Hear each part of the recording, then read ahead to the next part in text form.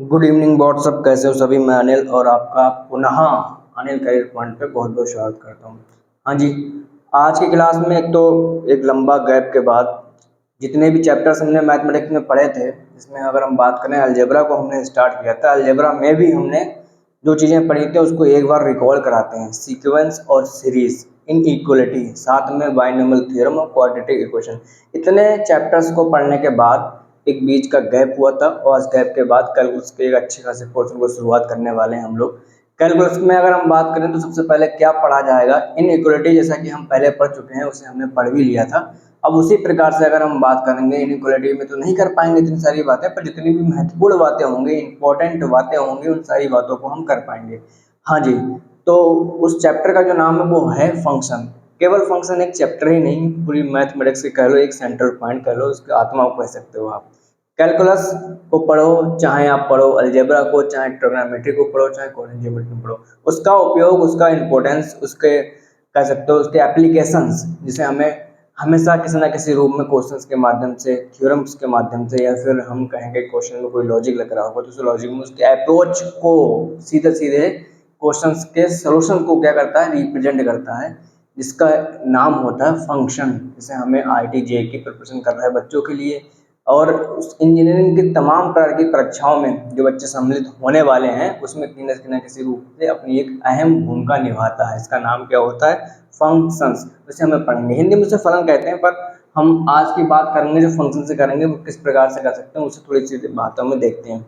हम किस रूप के फंक्शन देखेंगे, जितने प्रकार के फंक्शन जो होते हैं ना, हम पढ़ते हैं, चाहे वो ट्रिग्नोमेट्रिक हो गए, चाहे वो इनवर्स ट्रिग्नोमेट्रिक हो गए, चाहे वो एक्सपोनेंशियल हो गए, लॉगरिथमिक हो गए, या फिर GIF मतलब greatest integer function, fractional part of x, modulus के फंक्शंस होते हैं, सिग्नम के फंक्शन होते हैं, डिरिचलेट फंक्शंस भी होते हैं। इसके अलावा तमाम प्रकार के और फंक्शंस की जानकारी इसमें हम पढ़ेंगे, और उसके अंदर उसमें किस किस बातों के बारे में जानेंगे, उसके किस किस बातों के बारे में पढ़ेंगे, तो उसमें एक नाम आता है डोमेन का, रेंज का, और साथ में कोडोमेन का। पीरियड्स के बारे में जानकारी हमें मिलेगी क्योंकि यहीं से मिलने वाली है। इससे जुड़े हुए आगे के जितने भी चैप्टर होंगे उन सब में इसका एप्लीकेशन आपको देखते हुए मिलेगा ही मिलेगा। जैसे हम बात करें लिमिट में, continuity, discontinuity, differentiability, differentiation, application of differentiation, जिसमें आता है टेंजेंट, नॉर्मल, मैक्सिमम, मिनिमम। ये जो चैप्टर्स हमने अभी गिनाए हैं, डिफरेंशियल पार्ट के हैं, उन सब में इस फंक्शन का अपना अहम योगदान है, अपना एक बहुत बड़ा इंपॉर्टेंस है। साथ में अगर बात करें indefinite integration, definite integration, application of integration, जिसमें हम एरिया अंडर द कर्व पढ़ते हैं, और साथ में ही किसी न किसी रूप में डिफरेंशियल इक्वेशन, इसमें डिफरेंशिएशन और इंटीग्रेशन के बड़े अहदे के क्वेश्चन को शामिल किया जाता है। वहां तक जाकर अपनी कहीं ना कहीं लकीर खींचेंगे। यहाँ पर बीच में मोनोटोनिसिटी को नहीं भूलेंगे हम लोग, इसमें हम इंक्रीजिंग फंक्शंस के बारे में जानेंगे, डिक्रीजिंग फंक्शंस के बारे में जानेंगे। ये तमाम प्रकार की जानकारी पढ़ेंगे तो है ही। फिलहाल तो आज हम इस एक ऐसे चैप्टर, एक ऐसे अध्याय की शुरुआत, नींव तो रखी है कम से कम, जिसकी एक तारतम्यता बनी रहे, कंटिन्यूटी बनी रहे, जिसे हम आगे चल के भी पढ़ेंगे पूरे पूरे। जितने प्रकार के एप्लीकेशन हो सकते हैं, वेरिएबल, इसका वेरिएशन हो सकता है, उन सारी चीज़ों को हम यहाँ पर ही जानेंगे। फंक्शन की पहले डेफिनेशन लिखते हैं आपके सामने, किसे कहते होंगे फंक्शन। तो लिखते हैं यहाँ पर, if A and B are two non-empty set,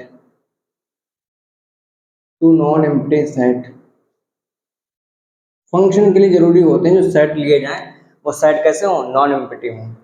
आप सेट ही पढ़ोगे तो उसमें ज़्यादा इसका कोई इंपॉर्टेंस होगा नहीं, नॉन एम्प्टी हो फिर एम्प्टी हो, सब चीज़ें पढ़ लेते हैं। रिलेशन में भी सब चीज़ें पढ़ लेते हैं, ऑर्डर पेयर के फॉर्म में जितनी बातें पढ़ी जाती हैं उन सारी चीज़ों को हम जान लेते हैं। पर फंक्शन के लिए जरूरी है दोनों के दोनों सेट कैसे होने चाहिए, नॉन एम्प्टी होने चाहिए। If A and B are two non empty set and every element of A, every, ध्यान देना टर्म्स पे, every elements of a are uniquely भी कह सकते हैं उसके लिए, related to the element of set b, to the element of set b, to the element of set V are uniquely related to the element of set V। ठीक है, यहाँ पर तक हम बात कर ली। Then f is vary from a to v is said to be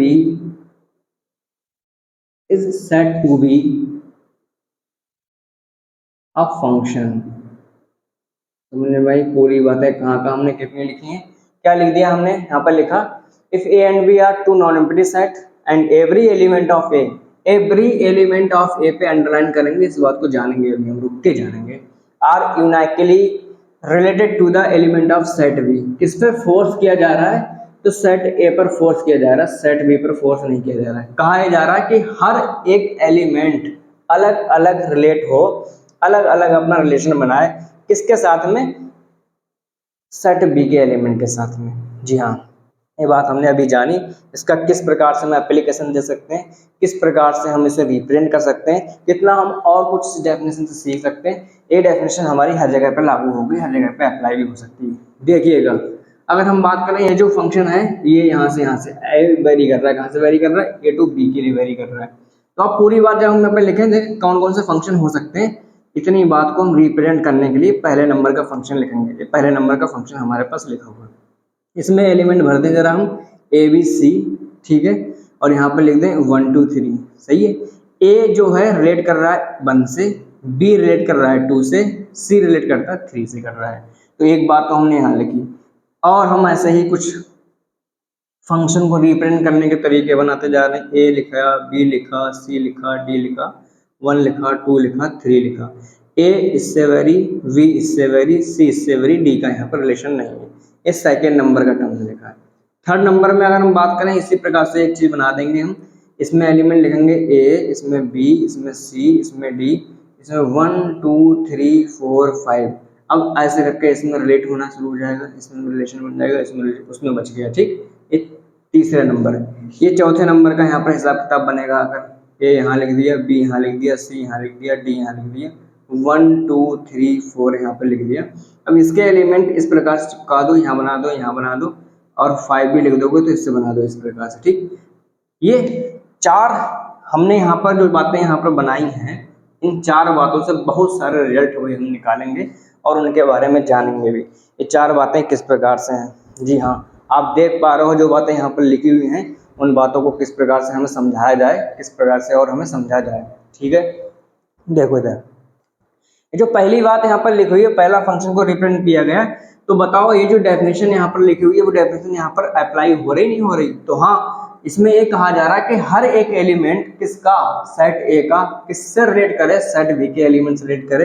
तो हर एक एलिमेंट क्या है, सेट ए का सेट बी के एलिमेंट से रिलेट हो रहा है, और अलग अलग होना चाहिए, तो अलग अलग भी हो रहा है। इसका मतलब क्या है, इसका मतलब ये है कि ये जो चीज है, ये चीज फंक्शन को रिप्रेजेंट करती है, फंक्शन ये होगा। ठीक, हर हाल में फंक्शन होगा, क्योंकि ये डेफिनेशन इसमें अप्लाई हो रही है इसलिए। इधर देखो ध्यान से, इसमें क्या कह रहा है कि हर एक एलिमेंट की इमेज मिले। अरे डी की इमेज तो मिली ही नहीं, और डी की इमेज नहीं मिली, इसका मतलब क्या, ये इज नॉट अ फंक्शन, ये फंक्शन नहीं होगा। क्यों नहीं होगा, कारण बताते जा रहे हैं आपके लिए। सेट ए का एक एलिमेंट खाली रह गया, या फिर बहुत सारे एलिमेंट खाली रह जाएं जिनकी कोई इमेज ना मिले, तो वो फंक्शन नहीं होगा। बात यहाँ पर आई कि वी के क्या एलिमेंट खाली रह सकते हैं, तो हाँ बिल्कुल सही बात है, वी पर कोई फोर्स किया ही नहीं गया, खाली रहे, दो दो बनाए, एक एक इमेज बनाए, कुछ भी करें तो ये फंक्शन होगा, ये फंक्शन होगा। तीसरा वाला यहाँ पर देखो क्या हो रहा है, यहाँ पर ए के ए 1 से भी रिलेट कर रहा है, 2 से भी, मतलब कि अलग अलग नहीं, यूनाइकली वाली बात यहाँ पर क्या हो रही, डिफाइन नहीं हो पा रही, इसलिए फंक्शन नहीं होगा, इसलिए फंक्शन नहीं होगा। ठीक, तो ये बात हमने अभी देखी। हम एक और बनाते हैं, आप लोग खुद बताना कि वो फंक्शन होगा फिर नहीं होगा। ये जितनी बात यहाँ पर लिखी हुई है फंक्शन की, आप नोट भी कर सकते हो, समझ भी सकते हो। जेई का सबसे महत्वपूर्ण पार्ट जो हम पढ़ रहे हैं, इसका नाम क्या है, फंक्शन है। जी हाँ, एक हम ऐसे ही करके एक रिलेशन को और डिफाइन करने वाले हैं, और हम ये देखेंगे कि वो फंक्शन होगा फिर नहीं होगा। ठीक, जैसे कि हमने यहाँ पर लिख दिया ए बी सी, यहाँ लिख दिया 1 2 3, इसके सारे एलिमेंट किससे, 2 से ही डिफाइन हो रहे होंगे। ये सेट ए है, सेट बी है, ये क्या होगा, फोर्थ वाला पार्ट आएगा निकल के। तो क्या ये फंक्शन होगा नहीं होगा? देखो पहले डेफिनेशन जो इस वाली बात में क्या हो रही, फुलफिल हो रही फिर नहीं हो रही। तो देखोगे तो लगेगा आपको हाँ बिल्कुल हो रही, ए वाला अलग है, बी वाला अलग है, सी वाला अलग है। इस पे चाहे वो तीनों की इमेज एक ही पे जाए चाहे अलग अलग जाए, इससे कोई मतलब नहीं है, फंक्शन होगा बेटा। क्यों? क्योंकि ये डेफिनेशन को फुलफिल कर रहा है, इसलिए फंक्शन होगा। तो आप देख पाए कि कोई भी सेट ए का एलिमेंट रिपीट ना हो और कोई भी खाली ना बचे, रिपीट ना हो और खाली ना बचे। रिपीट अगर हो रहा है तब भी फंक्शन नहीं हो रहा है, और खाली अगर बच रहा है तब भी फंक्शन नहीं हो रहा है। तो ये बात जो हमने अभी जानी, वो बात कहना कहीं पर क्या हो रही है, एक प्रकार का सहयोग में मिल रहा है इस बात से लेके। जी हाँ, देखो समझ गए होगे सारी बातें। आगे बढ़े, आगे बढ़ते हैं। एक बड़ा प्यारा सा कंसेप्ट इसके बाद जो निकल कर आया है, इतनी बातें जानने के बाद हम ये जानेंगे जो इमेज बनती है उस इमेज को कहते क्या है, और जो इमेज उधर से बनती है तो उसे हम क्या कहते हैं। तो एक छोटा सा बड़ा अच्छा कंसेप्ट है, इसका नाम है इमेज और प्री इमेज, जिसे हम अभी जानेंगे इमेज और प्री इमेज के बारे में। जी, देखेंगे अभी इमेज और प्री इमेज। तो पहले लिखते हैं हम इमेज, फिर लिखते हैं प्री इमेज। हम इन दोनों बातों के बारे में जानेंगे, आज की क्लास में ही जानेंगे, इमेज और प्री इमेज। देखो, अगर हम कहें कि कोई एक सेट है, in a set,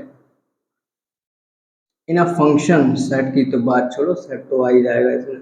in a function F vary कर रहा है कहाँ से, ए टू बी में, और ए में कुछ एलिमेंट है बेटा। ए में क्या है, कुछ एलिमेंट है। ए में ए है, बी है, सी है, और बी में भी कुछ एलिमेंट है, 1 है, 2 है, 3 है।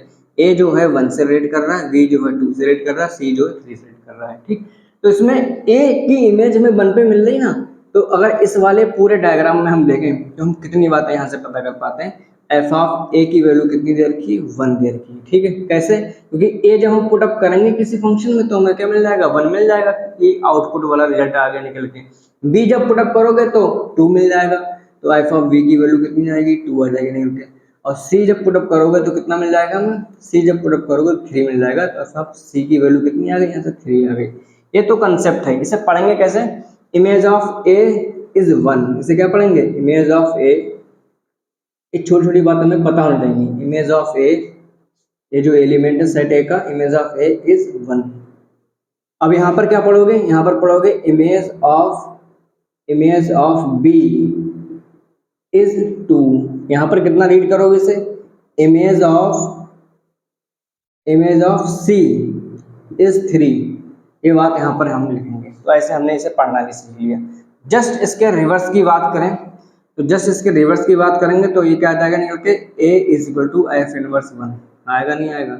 v is equal to F inverse 2 आ जाएगा निकल के, और c is equal to F inverse 3। तो इसी बात को उल्टा करके पढ़ेंगे, pre image of 1 is A. क्या पढ़ोगे इसके लिए, pre image of 1, pre image of 1 is A, ये पढ़ना पड़ेगा हमें। और ऐसे ही इसमें पढ़ोगे क्या, pre image of 2 is v, और सिमिलरली कैसे, प्री इमेज ऑफ 3 इज सी।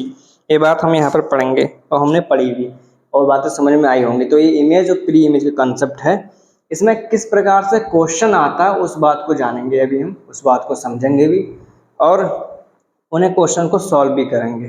ठीक, ये छोटी छोटी बातें जो हमें बताने की थी वो हमने बताई। इमेज और प्री इमेज का कंसेप्ट जो आपके सामने रखा, उतनी बात को आप लोग जान गए होंगे।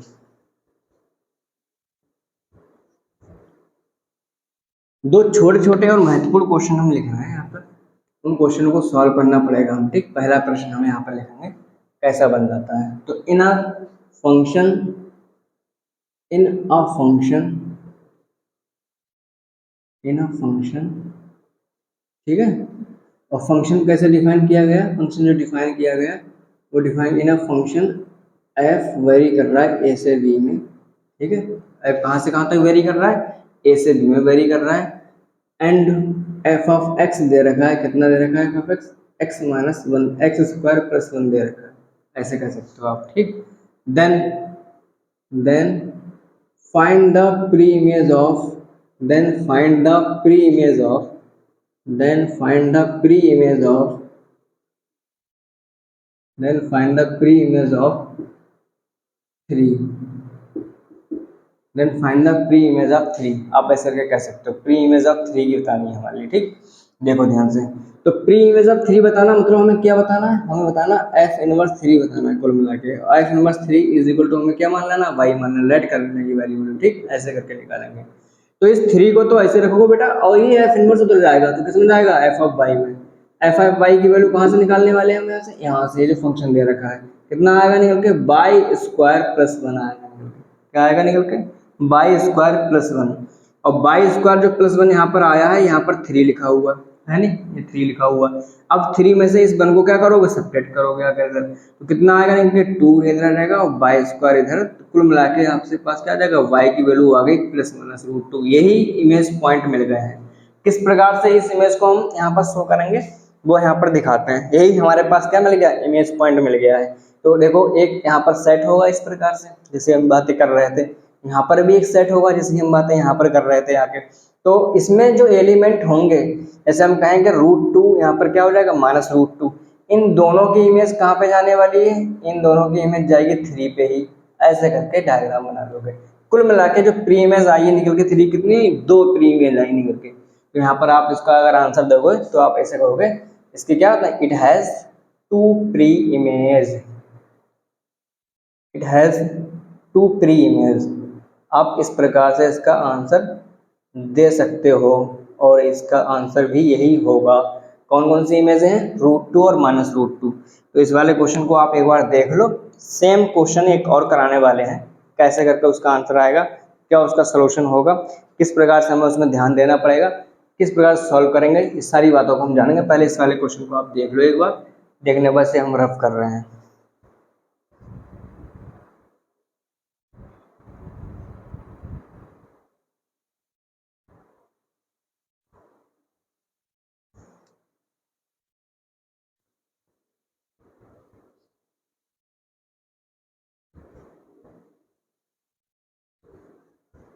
एक ऐसा ही क्वेश्चन, बिल्कुल जस्ट ऐसा ही क्वेश्चन सॉल्व करेंगे हम। क्वेश्चन दे रखा है,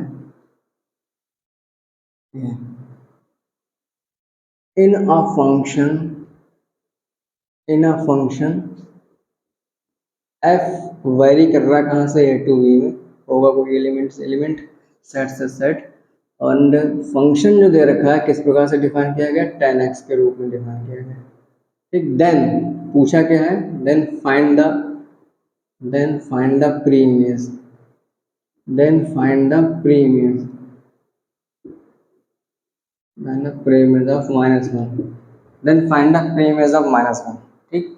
इस चीज को देखते हैं यहाँ पर। तो फंक्शन क्या दे रखा है, 10x दे रखा है। प्री इमेज अब किसका पूछा, -1 का पूछा। तो आप किस प्रकार से देखोगे, इसके लिए आप देख सकते हो कि f इनवर्स -1 की वैल्यू पूछी होगी, इसे बाई क्या कर लो, रेड कर लो। अब इस इनवर्स को उधर ले जाएंगे तो कैसे जाएगा, ये एफ ऑफ वाई जाएगा। एफ ऑफ वाई की वैल्यू कहाँ से हम फाइंड करेंगे, यहाँ से फाइंड करेंगे। कितना आ जाएगा बेटा, यहाँ आ जाएगा 10y, है नी, 10y आएगा निकल के। इधर कितना है, -1 दे रखा है। -1 10 में कहाँ कहाँ पे वैल्यू होती है, 10 -1 माइनस का पावर 4 पे होती है नी, ये ऐसे क्या आती है, पावर 4 मीन्स 45। अब इसकी जनरल टर्म लिखेंगे तो y की वैल्यू कितनी आएगी, बहुत सारी प्री इमेज निकल के आएंगी, n पाई माइनस पाई 4, इतनी सारी प्री इमेज निकल आएंगी। ट्रिग्नोमेट्रिक इक्वेशंस की ये सारी इक्वेशंस के बारे में बात कर ली हमने।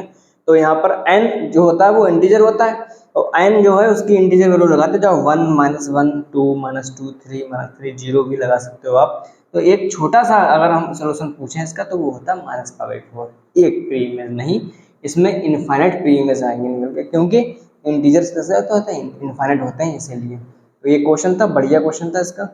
तो आप लोग इसे देख सकते हो, समझ भी सकते हो कि किस प्रकार से इसे डिफाइन किया गया होगा, ठीक है।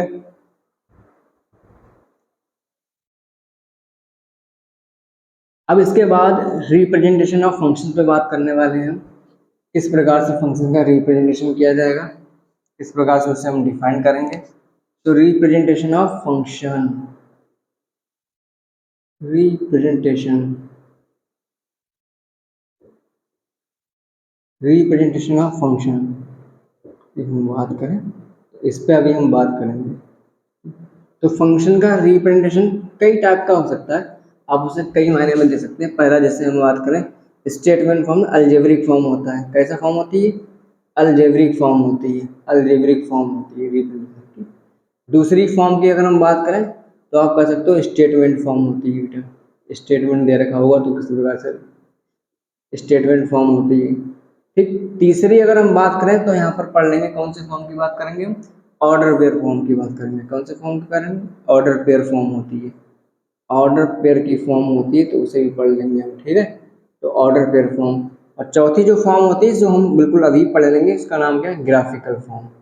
अब ग्राफिकल तौर से भी दे सकते हो कि कोई ग्राफ, तो इसमें थोड़ा सा समय लगेगा और एक छोटा सा पार्ट है ग्राफिकल, इसके बारे में भी हम आपके सामने चर्चा करेंगे कि ग्राफिकल फॉर्म को किस प्रकार से रिप्रेजेंट करते हैं, या फिर आपको देखना होगा तो किस प्रकार से चेक कर सकते हो कोई फंक्शन, कोई कर्व जो है वो फंक्शन है फिर नहीं है। क्योंकि हर कर्व फंक्शन होगा फिर नहीं होगा ये हम पे निर्भर नहीं करता है, ये उसकी प्रॉपर्टीज पे निर्भर करता है, ये उसकी प्रॉपर्टीज पे डिपेंड करता है।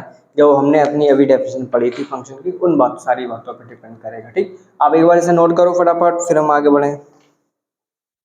ग्राफिकल फॉर्म, ग्राफिकल फॉर्म में कैसे करके चेक करेंगे, तो बहुत सारे कर्व होते हैं जो फंक्शन नहीं होते हैं, कुछ कर्व ऐसे ही होते हैं फंक्शन होते हैं। तो एक वर्टिकल लाइन टेस्ट के नाम से जाना गया है, तो उस टेस्ट से हम क्या करेंगे, ये पहचान लेंगे कोई फंक्शन है फिर नहीं है। ठीक, तो क्या करते हैं इसमें, हम एक बाय एक्सिस के पैरेलल एक लाइन ड्रॉ करते हैं, और वो लाइन अगर कर्व को केवल और केवल सिंगल पॉइंट पे कट करती है तो हम कह देते हैं कि ये जो कर्व जो हमने ड्रॉ किया है ना, ये फंक्शन है।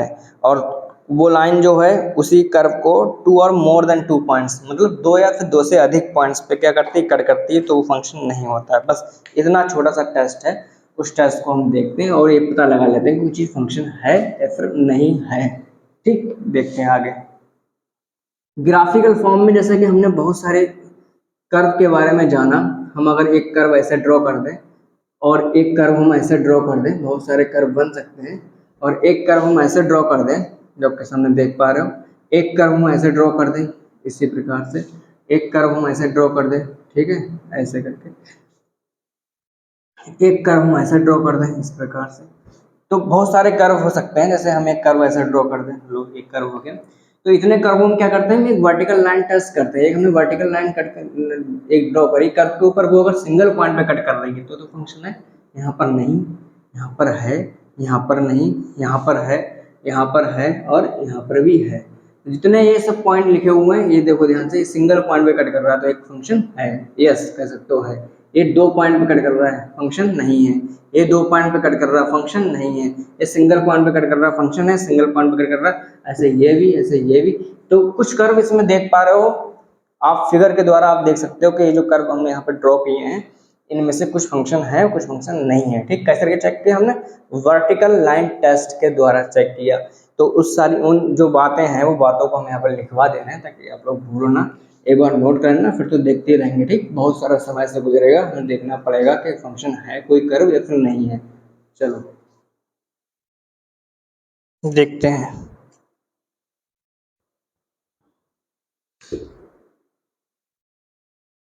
वर्टिकल लाइन टेस्ट होता है वो, vertical line test.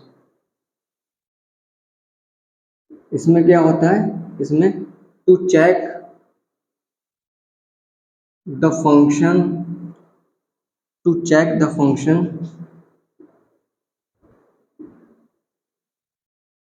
we draw a line, we draw a line parallel to, we draw a line parallel to y-axis on the curve, on the given curve. If this line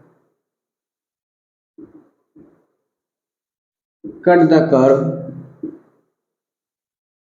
cut the curve at single point, at single point, then this curve represent a function, represent a function. Otherwise, and the line cut the curve, cut the curve at two or more than 2 points, two or more than 2 points, two or more than 2 points, then this curve